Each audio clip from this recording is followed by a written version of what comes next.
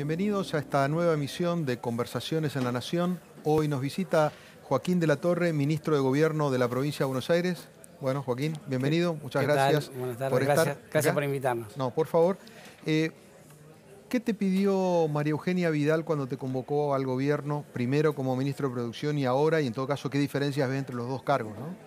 Que estuviera cerca de los intendentes, que caminara la provincia, que pudiera volcar en el gabinete mi experiencia como exintendente, como conocedor de algunas de las realidades que pasan en los municipios del conurbano, y después trabajar en equipo con el resto del gabinete, que es una condición importante y sine qua non, y que, bueno, esas son más o menos. Pensar la provincia de Buenos Aires para el 2020, esas cuestiones. ¿Qué ves cuando recorres el interior de la provincia? ¿Cuál es la principal preocupación? Y en todo caso, ¿cómo estás viendo a esta primera camada de intendentes de PRO? Porque sacando Vicente López, todo el resto llegó el año del 2015, ¿no?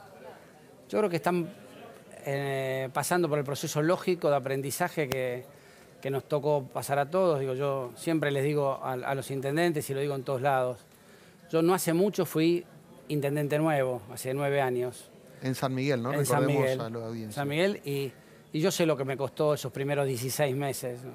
Siempre cuento que me costaba tanto que muchas noches volvía llorando a mi casa de lo mal que la pasaba y la sensación de que nunca iba a poder arreglar aquello que quería arreglar. Y que después de un día al otro, para el otro, las cosas se empezaron a arreglar. Y siempre reconocí en esos 16 meses de trabajo, de empeño, de convicción, el logro que después se transmitió hacia afuera posterior a esos 16 meses. Así que yo los veo muy bien, la verdad, con algunas complicaciones, sí, tienen, por supuesto, pero son lógicas y propias del momento, pero los veo con muchas ganas, con mucha convicción, con mucha seriedad, con mucha preocupación, preguntan, están encima, no se quedan. ¿Ves un clima distinto, un contexto distinto respecto de lo que era la lógica de los varones del conurbano? Yo creo que eso es lo que va a pasar, lo que está pasando en toda la política en general, digamos, no es un problema de los intendentes, sí, los intendentes no. Me parece que los varones del conurbano fueron necesarios en una lógica de la Argentina, una lógica, un proceso político que tuvo que ver con el principio de la democracia o el posterior de la democracia, y que bueno, que ahora han desaparecido por distintas cuestiones, porque la gente busca cosas más nuevas, y también porque bueno, la nueva norma de la no reelección indefinida va a evitar que existan hacia adelante los varones eternos del conurbano. Hay realidades iguales en el interior, pero la gente por ahí no los... Hay intendentes que han sido elegidos muchos años en el interior y la gente por ahí no los mira tan antipáticamente como los mira a los del conurbano, ¿no? O los miraba a los Ahora, hay un caso bastante particular que sabemos que preocupa mucho al gobierno provincial, que es el de Mar del Plata, donde vos estás muy encima. ¿Cuál es la situación del municipio? La situación del municipio tiene dos realidades complejas, dos situaciones o dos flujos complejos. Uno primero es la situación de deuda original en el 10 de diciembre de 2015. Una deuda muy alta. Ese para mí no es el problema más importante. El problema más importante es la deuda de flujo, o sea, la estructura que genera deuda en Mar del Plata todos los meses, digamos. O sea, hoy tenemos un municipio que es que fue heredado muy deficitario mes a mes, digamos. El problema no es los 900 millones de pesos de deuda, que eso es enorme, es mucho. Ese es un problema. El otro es que todos los meses el municipio de Mar del Plata tiene un problema económico que hay que ir acomodando y que hay que ir reestructurando, y que en el 2017 va a estar mejor que en el 2016, que en el 2016 estuvo mejor que en el 2015, y que nosotros esperamos seguir bajando ese problema estructural. ¿No hay un problema de gestión también? He escuchado muchas críticas del intendente Arroyo. Bueno, yo creo que el intendente está pasando por el mismo proceso que hablábamos recién de los otros intendentes, está conociendo el trabajo, y yo creo que este año, en el 2017, va a ser mejor gestión que en el 2016. Vos fuiste uno de los fundadores del Frente Renovador. ¿Qué diferencia encontrás entre la dinámica y la lógica que tiene el Frente Renovador y el que tiene Cambiemos, el espacio al que bueno, estás ahora. a ver, no sé si yo puedo decir cuáles son las diferencias. Yo lo que sí puedo decir es, yo en aquel proceso yo era fundador, en este soy una persona que llegó cuando los éxitos ya habían llegado, ya se había realizado. Mi participación en Cambiemos es desde otro lugar, con otra intensidad, producto de que yo en aquel momento yo era el fundador, yo era uno de los fundadores y tenía que estar caminando la provincia construyendo ese proceso junto al resto de los intendentes, con la conducción de Sergio, digamos. Hoy yo soy una persona que se ha sumado posterior a la victoria del 2015, entonces, bueno, por supuesto que uno tiene que ser más cuidadoso, más respetuoso de aquellas personas que construyeron este triunfo y, bueno, yo lo trato de hacer lo mejor que puedo. ¿Por qué te fuiste? Porque entendí que lo que Sergio quería en ese momento, había diferencias respecto de dónde creíamos que nos teníamos que parar respecto de la realidad posterior al 25 de octubre y al 22 de noviembre. Esas diferencias se fueron ampliando y la verdad que yo tengo buena relación personal con Sergio, o tratamos de tenerla lo mejor posible y entendimos que lo mejor era, o entendí yo que lo mejor era que las diferencias políticas que yo entendía en ese momento que eran irreconciliables para este proceso de la Argentina, lo mejor que podía pasar era que no dañaran lo personal. ¿Cómo lo ves hoy a él ubicado en el escenario político, con Macri diciendo que es ventajita? Y llamó un poco la atención que fuiste vos uno de los pocos que salió a hablar cuando se difundió ese audio en el cual él convocaba con un hashtag a replicar que De la Rúa y Macri ajustaban. A ver, yo lo que dije ya lo dije, es lo que pensé. Pero pareció al kirchnerismo ese que mandaban al viejo aliado. No, lo dije yo por mi cuenta y fue estábamos en Tandil, creo, estábamos en un acto en Tandil y haciendo inauguración y me hicieron muchas preguntas y al final me hicieron una pregunta respecto del audio, que yo lo acababa de escuchar yendo desde Mar del Plata a Tandil en el auto. El título es lo que yo dije de Sergio, la parte mala. Nadie se quedó con lo que yo dije de Sergio de la parte buena. Yo dije también, Sergio cuando construye es brillante y eso también es un elogio. Y el resto ya fue dicho, ya está. Y fue una mirada sobre la política, no sobre la persona. Ahora, sobre su rol en este contexto actual. Digo, porque el gobierno siempre lo margina y dice, nosotros peleamos contra el kirchnerismo. ¿Ves que tiene un espacio como tercera opción? Bueno, eso va a estar en su capacidad. Va a estar en su capacidad de buscar ese lugar de la torta política, en el buen sentido, donde pararse y de donde decir cosas que puedan ampliar ese camino, ese lugar que él tiene, digamos. Eso va a depender de él, de su habilidad, de su inteligencia. Creo que él tiene claro que ese es su tema. Yo creo que también son parte de las cuestiones que en su momento nos diferenciaron, digamos, ¿no? O sea, o por lo menos yo veía como que nos iban a diferenciar cada vez mayor, digamos. O sea, ahí está claro que el 25 de octubre y el 22 de noviembre hubo elecciones y está claro que me parece que la Argentina necesita que un gobierno termine bien su mandato con un círculo virtuoso y yo creo que los que creemos que la política es tratar de dejar una sociedad mejor para nuestros hijos de la que recibimos, no tenemos mucho espacio en este proceso, en este momento. Es mi mirada. Vos venís del peronismo y hay otro integrante de Cambiemos, como es Monzó, que viene reclamando más política dentro del espacio oficialista. ¿Compartís ese diagnóstico? Bueno, yo no como por lo que te dije antes, por lo que respondí antes, a mí no me corresponde estar en este momento pidiéndole a Cambiemos en forma pública nada. Yo soy un agradecido que me hayan invitado a participar de cosas. Tengo un gran respeto y cariño personal por Emilio, porque yo hablo con él, o hablaba con él mucho antes de todo este proceso, creo que ha sido una persona muy importante en el proceso del triunfo de Cambiemos, así que tiene mi respeto y yo no me considero quien para pedirle a Cambiemos nada, digamos. Yo, de última, si tengo que dar opiniones, las doy en el espacio que me corresponde, que me dieron, que es el espacio del gabinete, el espacio de las reuniones con María Eugenia, con Federico Salvay, que son los que de alguna manera producen y conducen este momento político, ¿no? Yo creo que la cosa pública requiere siempre de política. La Argentina va en un proceso de estabilización que va a ir variando en cuanto de técnica y cuanto de política, cuanto de eficiencia como una palabra contraria a política cuando en realidad no son contrarias. Y yo creo que en realidad se necesitan de las dos. Ni lo técnico tiene que dejar lo político, ni lo político tiene que dejar lo técnico, porque justamente esto es la cosa pública. Cuando hablamos de lo político, hablamos del manejo de la cosa pública. Entonces, la política es parte de la habilidad y la capacidad que tiene que tener la persona que le toca conducir la cosa pública. Por lo tanto, dejar afuera la política no es razonable.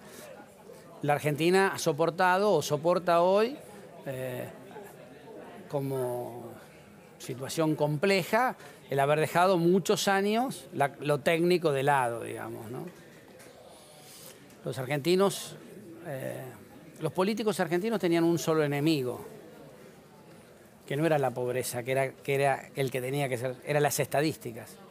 Y nos encargamos de destruir todas las estadísticas posibles porque era la forma que tenía la sociedad de evaluarnos en nuestras políticas. ¿Por qué destruimos las estadísticas? Para que nadie pudiera decir si éramos eficientes o no éramos eficientes. Entonces, destruimos las estadísticas y eso hizo que nadie más necesitara tener capacidad técnica para gobernar. Bueno, ahí está la consecuencia, 32% de pobreza en la Argentina, ocultada, porque no hace mucho tiempo, hace 2 años, el jefe de gabinete decía que teníamos menos pobres que Alemania, digamos. Mientras eso sucedía, ¿por qué podía suceder y quedar como una cuestión sin mucha discusión? Porque no había estadísticas. Bueno, pero ahora este gobierno, en general, al oficialismo, se hace la crítica opuesta, ¿no? Excesivo apego quizás a la cuestión técnica y la falta por ahí de una mirada más política que le permita resolver otras cuestiones. A ver, yo creo que, como dije antes cuando empecé con la respuesta, vamos a ir en esos rumbos de buscando un equilibrio. Creo que la diferencia enorme es que este gobierno está en condiciones o en capacidad y ha demostrado de aceptar cuando se puede equivocar o cuando le falta algo, ir y buscarlo y completarlo, digamos. La capacidad de la autocrítica y la capacidad de verse frente al espejo que dan las estadísticas respecto a la eficiencia o no eficiencia en el trabajo, me parece que son 2 logros muy importantes en la Argentina. ¿Nos dan de comer todos los días? No, pero nos dan un piso importante para que los políticos a partir de ahora tengan algún andarivel donde el poder manejarse. Digamos. Me parece que son importantes. Digamos. Nosotros no tenemos que subestimar lo que ha pasado en cuanto a logros importantes institucionales en el 2016. Y el tema de las estadísticas es un tema importante, porque es el que nos permite decir si lo que programamos o el programa que armamos es eficiente. 32% de pobres había en la Argentina y nadie lo está mirando. Solamente los intendentes del conurbano o los gobernadores del norte tienen noción del gran problema social que tiene la Argentina. En el año 74 había 4% de pobres. Ahora, después de 42 años tenemos 8 veces más. ¿Sentís que esa situación se está revirtiendo? No, yo siento que esa situación hoy todavía no se está revirtiendo con la velocidad que nosotros queremos. Sí creo que se han tomado decisiones importantes y profundas que van a generar un cambio el día de mañana. La situación económica argentina era mucho más compleja de lo que la gente... El común y no me refiero al común de la gente, sino me refiero al círculo rojo, intenta entender qué es la situación. La Argentina tenía 3 variables estalladas. Tenía déficit fiscal por las nubes, deuda social, 32% de pobres, y tenía presión impositiva por las nubes. las tres variables juntas hacen de muy difícil solución la salida de este enjambre. ¿Por qué? Porque si nosotros tenemos que bajar la presión impositiva, porque necesitamos mejorar el costo para poder ser competitivos internacionalmente, automáticamente sube el déficit fiscal que ya estaba enormemente alto. Si además nosotros nos tenemos que preguntar por qué tenemos una deuda social tan alta con un déficit tan alto, porque en realidad cuando hay déficit social es para bajar los índices de pobreza. Sin embargo, esto no pasaba en la Argentina, había una pobreza consolidada en el 32%. Bueno, ¿esto qué requiere? Dos cosas, paciencia e inteligencia. Paciencia para entender que el salir de esa triple trampa es muy difícil hacerlo en el corto tiempo. Inteligencia porque el camino es un camino muy cuidadoso donde nosotros lo que tenemos que hacer es lograr mejorar la eficiencia en el gasto, mejorar la eficiencia en los servicios que se brindan desde el Estado sin agrandar la deuda social. Ahora, ¿te parece que ese cuadro fue comunicado y transmitido convincentemente, que la opinión pública, la sociedad lo ha percibido con ese calado que vos lo relatás? Porque uno de los déficits que se le cuestiona al gobierno es no haber transmitido claramente ese cuadro de situación inicial. No sé si el gobierno lo hizo, no me he fijado mucho. Sí lo tengo muy claro que es así, y estoy seguro que vos lo tenés claro a partir de que yo te lo conté, digamos, o lo tenías claro antes. Se lo he escuchado a Nicolás Dujovne muy claro en este tiempo, sobre todo en este proceso. La realidad es que y eso es lo importante. O sea, deuda social, 32% de pobres. Déficit más del 7%. Presión impositiva altísima, haciendo no competitivo a las empresas argentinas. ¿Qué hay que hacer? Bueno, mejorar la calidad de producción para poder exportar. ¿Qué hay que hacer? Bajar la presión impositiva. ¿Podemos bajar la presión impositiva en este momento en la Argentina? No, porque se va el déficit a las nubes o porque dejamos de brindar servicios y esos servicios que dejamos de brindar hacen crecer la pobreza. Bueno, ¿qué hay que hacer? Hacer eficiente el Estado.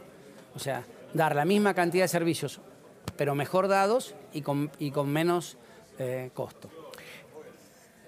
Escuchándote, eso es muy lento. Hay un interrogante que a muchos refleja, que es cuando pasaste de producción al Ministerio de Gobierno, quedó vacante ese ministerio que es vital para lograr estos objetivos. ¿Por qué no se termina de resolver esa cuestión? El ministerio no está vacante, solamente el cargo de ministro está vacante. El ministerio está con todas las subsecretarías, las direcciones. Bueno, pero no tener al principal responsable. Y el ministro en realidad está Leonardo Sarquís, que es el ministro de Agroindustria, haciendo las veces de ministro de Producción, hasta tanto María Eugenia tome la decisión de designar un ministro. De cualquier manera, y para que quede muy claro esto, los que tienen las herramientas para modificar estas cuestiones son los ministerios de Producción de la Nación, sobre todo.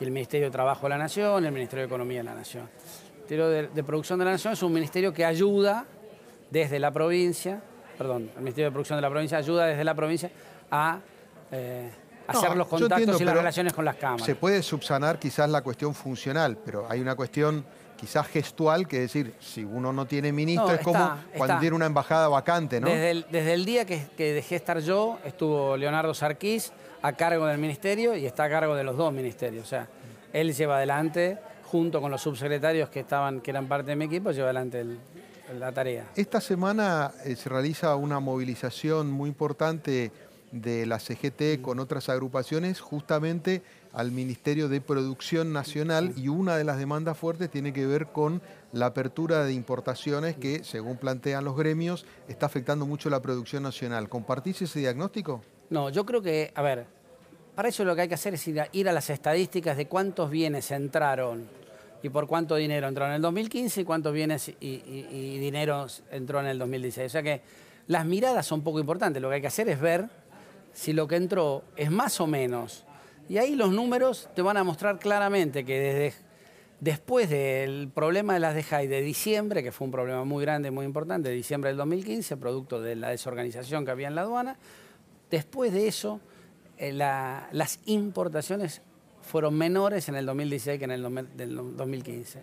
Ahora, ¿qué pasó al mismo tiempo? Bajó el consumo y esto es una realidad. Entonces, las importaciones fueron menores, pero la torta que se repartió fue menor también. Entonces, puede ser que haya habido sectores, o ha habido sectores, que hayan sentido el tema de las importaciones como un tema más grave. Pero la realidad es que no fueron más en el 2016 que en el 2015, y eso está en las estadísticas. Digamos. No es importante que lo diga Joaquín de la Torre, sino es importante es ir y mirar las estadísticas y lo que pasó en los números concretos. Ahora es verdad que como bajó el consumo, esas importaciones que fueron menores pegaron más, o se las cree que fue el problema, son las responsables de la baja de las ventas. La sumatoria de Ahora, la también voy a decir una cosa que sí. es importante. ¿No? Cuando uno empieza a recorrer las cadenas de producción de los distintos rubros, todo lo que va viendo es que el que está en una determinada parte de la cadena quiere que le abran la importación del rubro anterior al de él, pero no quiere que le abran la cadena de la importación en el lugar de la cadena de él. ¿Está bien? O sea, el que hace suéter quiere que le dejen importar lana, pero que no le dejen importar suéteres. ¿Está bien? Entonces ahí también parece que está claro que el procesos productivos en algunos sectores de la Argentina tiene problemas de eficiencia y tiene algunos problemas de costos de los cuales es responsable el Estado, digamos. Está claro que el Estado le genera a la producción privada un costo más alto del que debía generar, pero también está claro que ese costo no se puede eliminar con las otras dos columnas como están, con el déficit fiscal por las nubes y con el 32% de pobreza. ¿Cómo hago para bajar los impuestos para que el productor de suéteres en Mar del Plata pueda vender más? Si yo, cada vez que achico los impuestos, lo que hago es o genero más pobreza porque tengo que dar menos servicios, o genero más déficit porque tengo que dar la misma cantidad de servicios con menos dinero. ¿Sentís que el oficialismo está pagando un costo por no poder avanzar en esta ecuación más rápidamente? Bueno, yo creo que Te digo porque esta semana fue particularmente crítica entre el paro docente, la movilización. Da la impresión de que está apareciendo allí un frente. Yo creo que la política no siempre es lo que es, sino es lo que parece que es. Y eso es una cosa que nosotros tenemos que tener, desde el gobierno tenemos que tener claro y tenemos que trabajar sobre ese punto, digamos. ¿Está bien? O sea, nosotros tenemos claro que estos tres problemas juntos hacen muy difícil el camino de salida. Hay que explicárselo a la gente con tranquilidad, con paciencia, y la gente tiene, sobre todo aquellos sectores que son dirigentes o que tienen capacidad de reflexión o de inversión, etcétera, etcétera, que son generadores de opinión, van a tener la capacidad de entender cuáles son, que de estos problemas no se salen fáciles. ¿No hay cierta ingenuidad? La otra salida es hacer una devaluación enorme y otra vez volver a generar más cantidad de pobreza.